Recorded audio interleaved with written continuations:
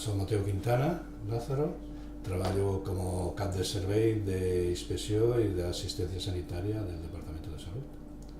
La inspecció és com un rellotge de mà, que vas a mirar l'hora i no tens el rellotge, te l'has deixat a casa, enseguida lo trobes a faltar, vas a buscar-lo. La cosa vol dir que ho necessites, però si no tens el rellotge no saps, estàs perdut. I nosaltres som aquelles persones que no saben que estem, però quan arriba un cas de premsa, un cas d'aquests mediàtics, un cas molt greu, en seguida s'adonen i el primer que fan és demanar-nos explicacions. Nosaltres anècdotes divertides en raó de la naturalesa de la funció que fem, poca diversió, perquè jo quan vaig començar, per exemple, anaven a los domicilis a comprovant si la gent estava treballant, estava de baixa i estava treballant.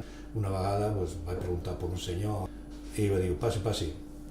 I me van fer passar a una habitació on estava ja un senyor difunt.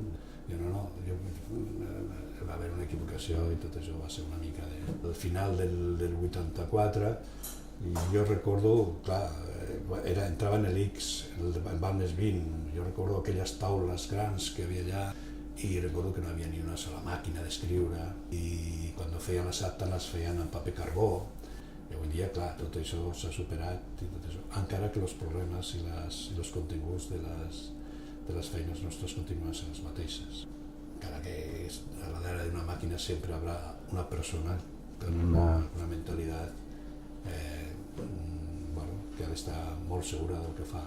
Que ara estan incorporant gent jove, que són els que estan fent ressò i recollint aquell talent i aquesta experiència nostra, i no quedi perdut, sinó que hi ha gent que són hereus de la nostra feina i és el que valoro però moltíssim.